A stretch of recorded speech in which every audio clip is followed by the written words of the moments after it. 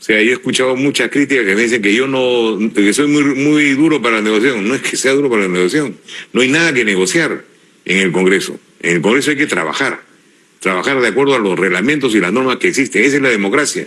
No es cambiar. Hay un tema que ha salido y que entiendo usted ha enviado una misiva, una carta a la mesa directiva del Congreso, porque efectivamente en las últimas semanas y sobre todo a partir de la elección de la nueva mesa directiva, donde ahora está justamente la bancada de Perú Libre, hemos visto a la bancada, incluso al señor Vladimir Cerrón, más activo dentro de las instalaciones del Congreso de la República. Y usted ha enviado una carta, entiendo, quejándose por una exposición que se hizo dentro del Parlamento. Quería empezar con eso. Ahí está justamente la carta que envía al presidente del Congreso, Alejandro Soto, pero nos gustaría que lo pueda detallar, quizá podamos ver el último párrafo, incluso se refiere a las declaraciones del secretario general de Perú Libre, del señor Vladimir Cerrón. Ahí está la misiva que envía, pero quizá pueda darnos digamos, la sustancia de lo que está planteando. Sí, Omar, buenas noches. El tema es complicado, ¿no? O sea, el Congreso tiene sus limitaciones y tiene sus libertades. Todos debemos respetar las normas que existen y los acuerdos de mesa que se hacen para poder operar dentro del Congreso de manera normal. ¿Qué ha hecho Perú Libre desde que está en la mesa? Bueno, ha abusado de la confianza y ha abusado del poder que tiene. Entonces ahora han trabajado una semana de festejos, no, desde la semana pasada empezaron una semana y media, festejándose ellos, haciendo actividades partidarias, marchando como marchaba Sendero antes con sus banderitas rojas, igualito. Me hizo recordar la marcha de Sendero en las cárceles. Pero no es un poco exagerado decir eso. No es exagerado. Porque está haciendo una comparación con un grupo terrorista. Pero hacían eso. Sendero hacía eso, salía con sus banderitas. Sí, claro, pero Sendero es una cosa y Perú Libre es otra. Pero las banderitas son las mismas. O sea, el escenario, la tramoya que han creado para eso, muy parecida. Pero, a ver, solo no digo que sean lo mismo. A eso me refiero, para que no vaya a surgir luego una información que Montoya está comparando a Sendero con Perú Libre. Las cosas en su dimensión, ¿no? Es correcto en su dimensión, pero son similares los actos que han hecho. Ya. Los actos de Sendero me hicieron recordar, su marcha me hizo recordar a eso. Ya. Un reflejo de lo que pasa en televisión muchas veces cuando salen a Sendero. Después ha tenido una exposición de fotos y de la vida de Vladimir Cerrón. De Vladimir Cerrón, algo inconcebible, ¿no? Y ahora, el día de ayer, pusieron una exposición de fotos de Putis, que hubo un tremendo problema ahí en esa época, con unas leyendas en contra de la Fuerza Armada, ¿no? Entonces, ese tipo de ofensa no se puede permitir a nadie. Y eso lo ha permitido la mesa directiva, que la mesa directiva es la que es responsable del manejo del Congreso, ellos y el oficial mayor. No, Es decir, ¿usted siente o cree que Perú Libre está utilizando las instalaciones del Congreso para hacer un tipo de apología a la figura personal, incluso de Vladimir Cerrón y de su partido? Sí, de su partido y de temas que no tienen nada que ver, van contra la democracia. Su discurso es antidemocrático. Son comunistas. Comunistas no creen en la democracia, la usa para su provecho y sus fines. Y en eso están muy bien. Pero eso no significa que lo aceptemos. Y la mesa está en el anonimato total, por decirlo de alguna forma. O sea, no le interesa lo que pasa. Pero no le pregunta quién gana o quién pierde en esta... a ellos no les gusta que digamos alianza, pero en esta alianza, en esta unión, porque, a ver, son comunistas. Y bueno, y ellos se autodenominan el partido socialista, marxista, ellos lo dicen, lo publican, ¿no?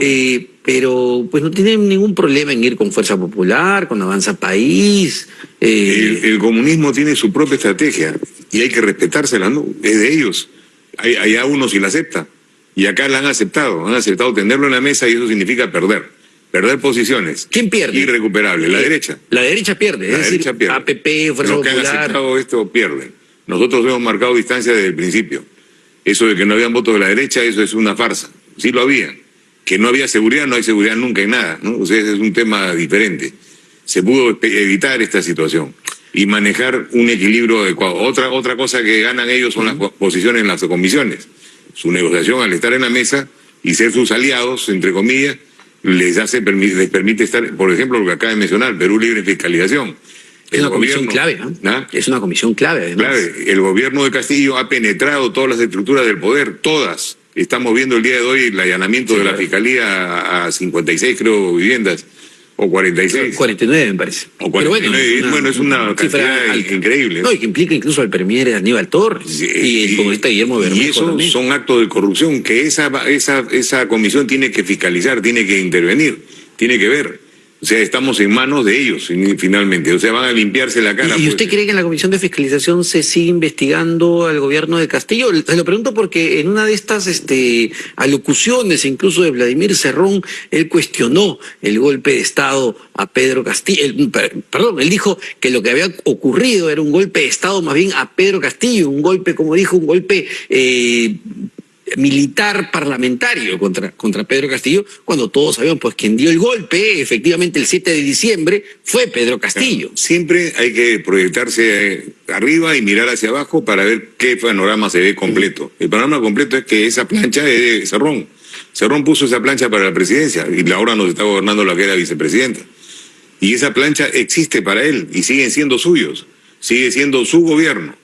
Y sigue trabajando él de la manera que cree que debe trabajar. Y van a ocultar seguramente todas las cosas de Castillo, van a frenar las investigaciones. ¿Pero usted cree que Dina Boluarte siga trabajando para Cerrón? Dina Boluarte está ahora tratando de mantener el gobierno. O sea, está en una postura en la cuerda floja, digamos. Está viendo hasta dónde puede llegar y qué cosa puede hacer. Y nosotros le estamos dando gobernabilidad y que la gente no se confunda. No somos oficialistas. Somos peruanos que queremos que el Perú siga para adelante y no se pare. Y estamos tratando de buscar esa estabilidad que se requiere para que la economía reactive. Si entramos en otras discusiones y nos vamos por la vacancia nuevamente, perdemos. Ahora no es momento de vacancia, ahora es momento de seguir para adelante, poner los límites adecuados y no equivocarnos, como se ha equivocado este grupo que ha tomado la mesa ahora. Sí, sin embargo, ya no considera, me imagino, que Dina Boluarte, por ejemplo, sea comunista o mucho menos, ¿no? Lo digo por ya en la práctica lo que estamos viendo. Yo hasta que no vea que firme un papel y renuncia a esa ideología, voy a pensar que sigue siéndolo. ¿Usted cree que Boluarte sigue siendo comunista? Sigue teniendo, de ahí ha provenido. O sea, nosotros no le hemos puesto, le han puesto los comunistas, y le han puesto es por algo. No, ahora está en una función de gobierno y hay que mantenerla en esa función. Pero a ver, el gabinete que ha nombrado pues es todo menos comunista, ¿no? Uno dice que el señor Alberto Tarola es comunista. No sé qué inclinaciones ha tenido el joven, pero era creo más de izquierda que de derecha, así que no, estamos viendo ahora a un gobierno práctico, porque necesita pragmatismo para poder funcionar, si no se cae. O sea, si comienzan a tratar de meter sus ideas extremistas acá, el país se cae y ellos lo saben. Tienen que darle aire para seguir adelante. Ellos saben que son un gobierno que depende del Congreso o depende de una mayoría parlamentaria. Depende de que le demos estabilidad y no es por una mayoría, es por posiciones que se tienen firmes y otros que no las tienen firmes. Nuestras posiciones son firmes, las hemos dicho claramente.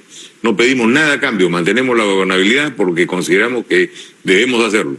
Hay otros que negocian y ese que negocia está en pérdida, pues tiene una debilidad absoluta porque ha negociado ambas partes, el que le pide el asunto y el que hace la negociación. Es decir, bajo ningún sentido desde Renovación Popular votarían por una eventual vacancia contra Dina Boluarte.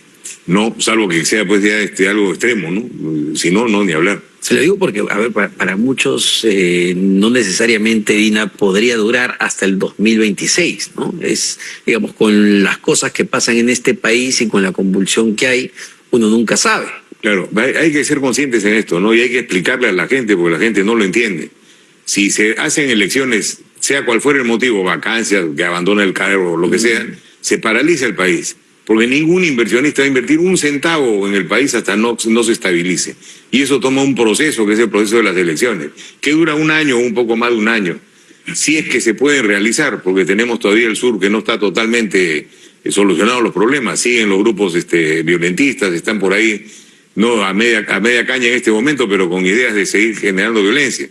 Entonces entraríamos en un caos por un año que faltaría para terminar el gobierno. Si uno suma los tiempos, entraría un gobierno por un año. Sería fatal para el país, ¿no? O sea, no tendría sentido. Lo que tenemos que hacer es hacer fuerza común, seguir para adelante, corregir los errores que se puedan corregir y esperar a que tengamos suerte para las próximas elecciones y que salga algún líder que pueda dirigir el país de manera adecuada. Sin embargo, no parece, al menos desde la parte de la percepción de la población, haber mucha aceptación, ni por el Congreso de la República y tampoco por el Ejecutivo, ¿no? Es decir, ¿cómo manejamos esta situación? Yo creo que ahí tiene que colaborar todos, la prensa sobre todo, porque a la población hay que darle esperanza. Si la población no tiene esperanza, entra en crisis, ¿no? ¿Qué puede pensar un ciudadano que ve lo que está pasando ahora? Que ha pasado hoy día, que hay dos personas que trabajan con un congresista que están detenidas. Pero eso no es culpa de la prensa. No me refiero a que la prensa sea culpable. No, la prensa tiene que colaborar en qué sentido, en levantar la moral a la aprobación. en emplear también temas que mejoren la situación. Los políticos no ayudan. No que oculten la verdad, por el contrario. Las investigaciones que hacen no sirven para poder encontrar las fallas. Y por ejemplo, ¿no? Ya hablamos del Ejecutivo y de las debilidades del gobierno de Boluarte, pero en el Congreso de la República, esa misma mesa directiva donde hoy está Valdemar Cerrón de Perú Libre sentado, también ha llevado a Alejandro Soto, el presidente del Congreso, que, a ver, desde que fue designado no deja de estar en el ojo de la tormenta. Todos los días aparece algo nuevo. Todos los días, es decir, podemos agarrar cualquier cosa. Esta semana uno de los más escandalosos y que ha sido un hecho concreto fue que mintió en una declaración jurada sobre una deuda que sí tenía y que pagó cuando era congresista, y que entiendo que si la declaraba no podía haberse presentado como candidato al Congreso de la República. Y la respuesta que dio esta semana es, bueno, daré una conferencia de prensa en 2 semanas. Sí. Gracias a Dios ya se nombró la comisión de ética. Y deben instalarse, me imagino, el día de mañana. Una vez instaladas deberían empezar a actuar con esto, deberían citarlo al presidente de forma inmediata y solucionar ese problema y dar tranquilidad a la población. Que salga lo que salga, si es culpable, censura y para afuera. Y si no es culpable, tendrán que demostrar que realmente sus descargos son correctos, ¿no? Pero desde su punto de vista, ¿cree que la Comisión de Ética está funcionando en estos 2 años? ¿Ha funcionado de manera correcta? No ha sido de manera correcta porque la Comisión de Ética no es el presidente y lo directivo, es todos los que integran. Ahora se ha visto de que no haya nadie involucrado en ningún problema con ética que pertenezca a la comisión. Esperemos que cumplan. Tienen una gran responsabilidad todos los congresistas que están en esa comisión. Y qué bueno que lo menciona. Yo conversaba hace algunas semanas con la expresidenta de la Comisión de Ética, Carol Paredes, y pues tenía razón, solamente para un caso, ¿no? El de los mochasueldos, de las 3 congresistas que se vieron, Heidi Juárez, Magaldi Ruiz y Rocío Torres, si no me equivoco. La comisión, la Secretaría Técnica, planteó un informe donde lo que recomendaba era, oye, aquí pues es más que evidente, acá hay indicios, hay testimonios, y se recomienda la máxima sanción que este grupo de trabajo puede dar, 120 días de suspensión. Esto se planteó, pero los congresistas decidieron votar en un cuarto intermedio, se plantea otra moción, y votaron por una amonestación, un llamado a atención de 30 días. Claro, ahí hay que señalizarlos, ¿no? ¿Quiénes son los que hicieron eso? Ponerlos en evidencia para que todo el mundo vea que son los que han mochado, ¿no? Ahora no sé si se podrá retomar el tema para levantar la sanción ahora. Parece que lo que ya se sanciona no puede modificarse, pero de todas maneras es una esperanza que vamos a verificar si es que se puede hacer, para que realmente se aplique la pena correspondiente. Claro, porque a lo que iba, ¿no? Es decir, pareciera que finalmente dentro del propio Congreso, no lo digo por todas las bancadas evidentemente, pero hay este ánimo de protección, este ánimo de, bueno, acá no pasa nada, acá no sucede nada, y lo estamos viendo el día de hoy con el presidente del Congreso. No sale a dar explicaciones hasta el día de hoy. Sí, es un problema bien complejo, ¿no? O sea, ahí cada persona reacciona de acuerdo a su formación, ¿no? Y creo que como creo que es abogado, entonces ve las cosas de otra manera seguramente. Para mí ha ido el paso acostado desde el principio, porque está representando a una institución que no puede tener mancha, y eso genera el tema de que se nombró la comisión y que la comisión ya puede instalarse mañana y llamarlo a la brevedad. Esperemos que termine, ya faltan unos días, tendríamos que esperar menos de una semana, me imagino, si lo hacen con celeridad. Y no solo en la Comisión de Ética, ¿no? Usted lo sabe muy bien, dentro del Congreso hay comisiones también fundamentales, como la Subcomisión de Acusaciones Constitucionales, porque como decíamos, en ética la máxima sanción es una suspensión de 120 días, pero esa es la Subcomisión de Acusaciones Constitucionales desde donde se puede expectorar a un congresista, como ocurrió en su momento con el mochasueldo Urtecho, en congresos pasados. Pero, por ejemplo, en esta subcomisión no se están viendo los casos todavía. Pero no se ha instalado todavía. La subcomisión se estará instalando la próxima semana, ¿no? Claro, pero cuando estuvo instalada tampoco se vieron los casos. Bueno, eso ya depende de quién lo ha manejado, ¿no? Cómo se ha manejado. Claro, a eso me refiero. Con que hay que darle prioridad, o sea, las prioridades tienen que ser unas prioridades de consenso de todos los congresistas que trabajan en esa comisión. No se puede dejar que una sola persona decida qué cosa pone primero y qué cosa después. Eso no funciona así. O sea, hay que insistir para que se dé prioridad a lo que es más grave, que es justamente limpiar el Congreso. Claro, porque lo que iba con esto, y por eso conversábamos, ¿no? Insisto con esta idea para la gente, porque lamentablemente cuando uno ve indicadores sobre la actitud de la población peruana ante la democracia, uno ve que aquí la gente ya no está creyendo en la democracia y eso es peligroso. ¿Y por qué no creen en la democracia? Porque sienten que todos sus políticos los están estafando, los están robando. Claro, hemos tenido una mala suerte completa con Castillo de presidente. O sea, el Perú jamás imaginó que iba a tener un comunista de presidente. Y el Perú tampoco se dio cuenta de que lo que dijimos nosotros desde el primer día, que era comunista y que estaba penetrando el Estado para destrozarlo, nos hizo caso. Se frenó, y los congresistas son responsables de no haber aceptado la vacancia cuando se plantearon en su debida oportunidad. Se me refiero a la segunda vacancia. Hubiéramos ganado casi un año. No, vacándolo en ese momento, y lo protegieron y lo blindaron. Los mismos congresistas que están ahora en el Congreso. ¿No? Ellos saben quiénes son. Entonces, ese tipo de situaciones de toma de conciencia parece que cuesta trabajo que vayan entendiéndola. Acá no hay buena gente. Acá no hay que me cae bien, que pobrecito. Acá es cumple o no cumple, no sirve y se va. Y esa es la forma que debemos trabajar. Pero no funciona así la mente del político. Es, bueno, de repente si me da esa comisión ya yo lo dejo para poder hacer la otra. Así no es esto. Eso no es negociar. O sea, yo he escuchado muchas críticas que me dicen que que soy muy duro para la negociación. No es que sea duro para la negociación. No hay nada que negociar en el Congreso. En el Congreso hay que trabajar de acuerdo a los reglamentos y las normas que existen. Esa es la democracia. No es cambiar las cosas y tratar de amañarlas al gusto de cada uno. No es así. Y cumplir con su trabajo. ¿Y siente que en esta elección de la mesa directiva ha habido una, no sé si negociación o repartija de comisiones? Para no emplear ese término que le molesta a todo el mundo, han hecho lo que han querido con las comisiones, los que estaban en la mesa.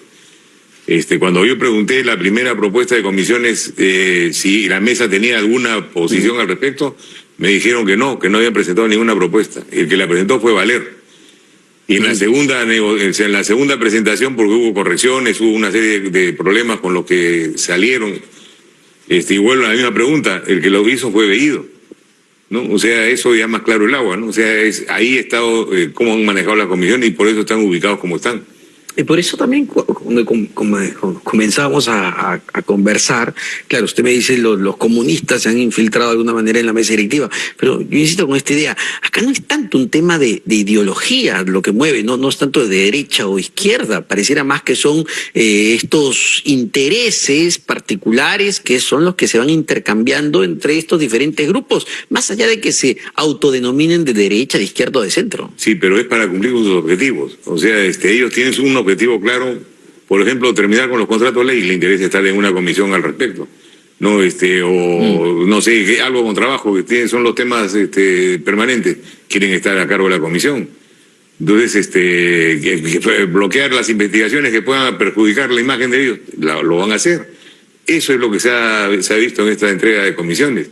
Analicen quiénes son los que las presiden, qué comisiones tiene cada bancada, y se van a dar cuenta cuál es la situación. Ahora que mencionan los contratos ley, no sé cómo usted ve el tema o las declaraciones del líder de su partido, el alcalde de Lima, Rafael López Aliaga, ¿no? Que más bien se le ha cuestionado e incluso se le ha dicho, oye, estás teniendo una actitud que parecería de unos comunistas, de unos socialistas, porque quiere desconocer contratos. No, el tema de la Ruta de Lima, Ruta de Lima es complicadísimo. Sí, o sea, ahí claramente se sabe que ha habido corrupción en el manejo de los contratos y lo que ha venido. Exacto. Sí. Y el perjudicado es el pueblo peruano. Exactamente. El gobierno peruano tendría que tomar una acción para cubrir ese defecto social que está sucediendo actualmente, mientras se hace todo lo legalmente permitido. Claro, pues usted sabe que hay un contrato, ¿no? No, yo diría lo siguiente, ¿por qué no se plantea que el gobierno subvencione los peajes en un porcentaje determinado para aliviar la situación de la población? Mientras es un solo peaje, estamos hablando del peaje de Puente Piedra, nada más. Sí. Mientras se arregle el problema legalmente, de acuerdo al contrato, de acuerdo a lo que está escrito, no debe estar sufriendo la población. Entonces se hace una subvención, pagará pues el 50%. Con eso se da un alivio mientras se solucionan los problemas como corresponde. Es una posible salida. Sí, claro, pero la salida de patear el tablero no es posible. Pero involucra a todo el gobierno, o sea, no solamente a la municipalidad. Sí, claro, porque la plata tiene que salir del MEF, de todas maneras. Y este es un problema que afecta a la nación en general, o sea, no es que afecte a un pequeño grupito.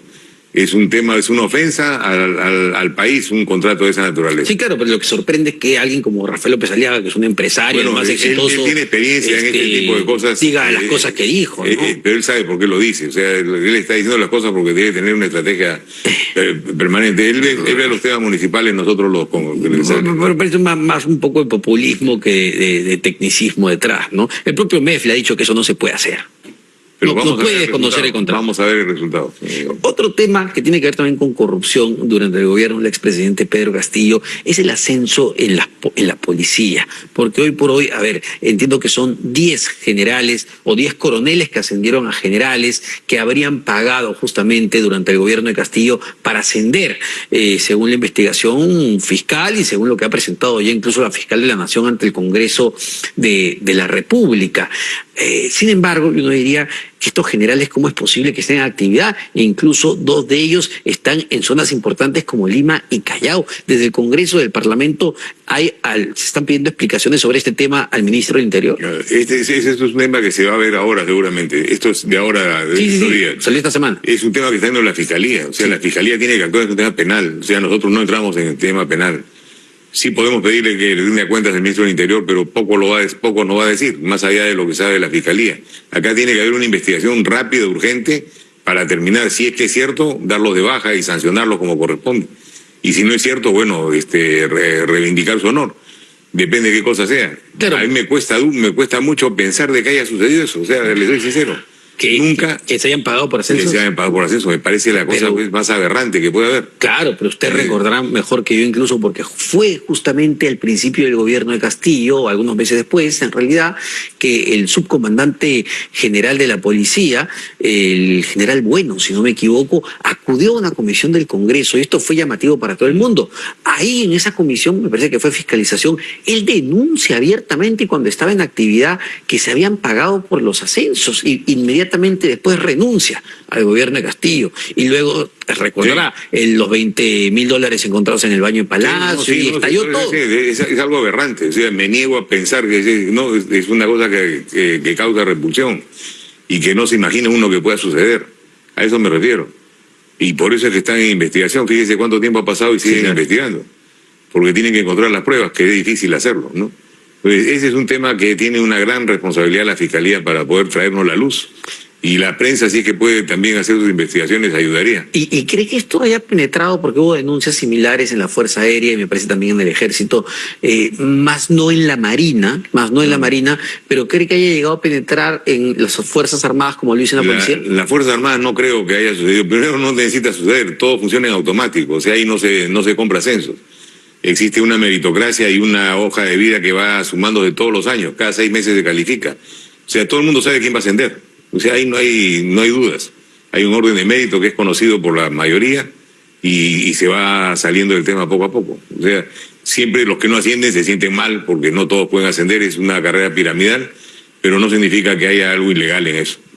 Ahora, un tema que despertó mucha polémica, congresista Montoya, fueron sus declaraciones a partir de este caso, y no quería dejar pasar el tema, de esta pequeñita de 11 años, a quien se le denominó evidentemente Mila, para evitar hacer pública su identidad, que fue violada de manera sistemática y constante por su padrastro durante 4 años, y producto de la violación quedó embarazada. Y una junta médica, en Lima ya lo que determinó es que ella pues no podía tener el bebé, evidentemente porque ponía en riesgo su propia vida. Y usted pidió información, que quería saber cuáles habían sido los criterios, entiendo lo pidió en su cuenta de Twitter, e incluso el presidente del Colegio Médico del Perú le contestó, le dijo, oiga, esto no es posible, usted quizás no está bien asesorado porque la información médica es confidencial, paciente médico, y solamente se le puede levantar por pedido judicial. Entonces, ¿cree que se adelantó al tener estas expresiones, además sobre un caso sumamente sensible, entender? No en lo absoluto. Como fiscalización del Congreso para lo que sucede y sobre todo sobre la vida de personas con mayor razón. El presidente del Colegio Médico no ha leído bien las preguntas. Yo no he pedido que me den la historia clínica, sino los argumentos por los cuales una cambia de sentido en Lima. ¿Por qué en un lugar sale una cosa y por qué en otro lugar sale otra cosa? Y que nos indiquen cuál es el riesgo de la vida que dice la ley. Lo que dice la ley. Pero es una niña. Es lo que dice la ley. ¿No? Es una niña. De 11 años. No estoy hablando de la niña, no estoy hablando de que sea niña o no, estamos hablando de un acto, que es el acto del aborto, finalmente. Sí, claro, pero y hay una condiciones niña que no... demanda la ley para hacerlo. Entiendo, yo no soy médico, evidentemente, pero entiendo que el cuerpo de una niña una niña de 11 años no está apto para poder dar a luz, y por eso es que la Junta Médica dice, oiga, usted no puede tener... No es así. ¿Una niña puede dar a luz? Sí, puede dar a luz. O sea, no hay riesgo me lo ha dicho un médico, no había riesgo para que dé a luz la niña. El riesgo que han determinado la segunda junta es un riesgo psiquiátrico, psicológico, que su situación, y no va a variar sin bebé con bebé, va a ser la misma. La niña está sumamente afectada por todo el maltrato que ha sufrido. Bueno, y tanto podía haberse dado el parto controlado y al niño mandado en adopción y la niña vivir sola. O sea, había muchas alternativas, han escogido una, sabe Dios por qué, y de eso tendrán que responder cada uno, porque cada uno tiene responsable de sus ancianos. Yo pongo a revisión lo que usted me está diciendo, porque entiendo que una niña pues de 11 años, además evidentemente del daño psicológico que genera una violación sistemática por 4 años, evidentemente. Eso es irreparable. Claro. Irreparable. Y doloroso. Pero físicamente, pues, me parece lógico pensar que una niña estructuralmente yo no se lo digo debería no porque se me ocurra a mí, y lo he consultado con médicos. No hay problema en ese sentido. Y si lo hubiera, lo dicen. Y el problema es porque no puede dar a luz y puede perder su vida en el parto. Pero no es así. Acá es un problema psicológico, no han mencionado ese problema. Y pero se le pregunto a ver directamente, ¿usted cree que la niña, si estuviese en condiciones, debería dar a luz pese a la violación? Yo creo que sí, si es que no afecta a su vida. Si no afecta a su vida, sí, no tiene por qué eliminarse la vida de alguien si puede traerlo al mundo sin problemas. Y eso lo dicen los médicos, no lo digo yo. Y el médico que le dijo que podía suceder eso, es una junta médica que se la pasaron en su lugar. Sí, claro, acá ha cambiado de criterios. En Iquitos sí se cuestionó, porque ya cuando llega a Lima, entiendo que el que cuestionó fue el defensor del pueblo, que hizo todo un tema de protecciones y de cosas, un tema político. Y el Ministerio de la Mujer también intervino. Pero lo politizaron, o sea, llevaron a un tema, a una discusión que no tenía sentido, porque este es un tema médico. Porque la denuncia que se hizo en su momento en Iquitos, si mal no recuerdo, era que incluso uno de los médicos le estaba convenciendo a la menor para que tenga al hijo, y es por eso que para protegerla ella es trasladada a Lima y vuelven a revisar. Que no se van a saber porque es parte de la historia clínica que es privada. O sea, eso no lo podemos saber. Lo que podemos saber es qué argumento han tenido para cambiar de decisión, eso sí. Y el argumento es claro, ¿no? Por cómo han sucedido los temas después. Pero eso es un tema que tiene que ser discutido, no tiene que mantenerse oculto. Acá hay posiciones de los dos tipos. Bueno, hay posiciones que piensan como yo y otros que piensan como tú. Efectivamente discrepamos. Se discrepa, o sea, la discrepancia es lo normal, pero tiene que llegarse a una solución. Lo que sí tenemos es una ley que cumplir, y la ley que permite el aborto terapéutico tiene sus protocolos, tiene que seguirse esos protocolos y tiene que fiscalizarse que se hayan seguido. O sea, eso de que no se pueden ver, eso es mentira, tiene que verse, porque estamos hablando de la vida de una persona. Entonces, esos protocolos tienen que ser revisados por el ente correspondiente. Pero a ver, ahí me pongo nuevamente en el argumento del doctor Urquizo, ¿no?, que es el presidente del Colegio Médico. Claro, si usted dice cuáles son los criterios que se usaron para un caso específico, necesariamente tienen que ir a la revisión de, digamos, la información médica que es confidencial. El criterio básico que estamos preguntando es qué criterio tomaron en cuenta, que no podía tener al bebé porque tenía problemas biológicos para tenerlo, o es porque tenía problemas psicológicos y psiquiátricos. Ese es el gran punto, que no se necesita ver la historia clínica, sino simplemente evaluarlo de esa manera. Y alguien del sistema de salud tiene que fiscalizar que se hayan cumplido los protocolos. Muchísimas gracias, congresista Montoya. El congresista Jorge Montoya, vocero de Renovación Popular sobre diversos temas.